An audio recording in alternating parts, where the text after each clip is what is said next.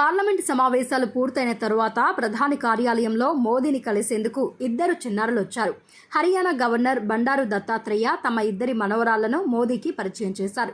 ఇద్దరూ కలిసి తనపై పాడిన సాంగ్కు ఫిదా అయిన మోదీ వారిని హత్తుకుని అభినందించారు. కాసేపు వారితో ముచ్చటించి చిన్నపిల్లాడిలా మారిపోయారు. దీనికి సంబంధించిన వీడియో వైరల్ అవుతోంది.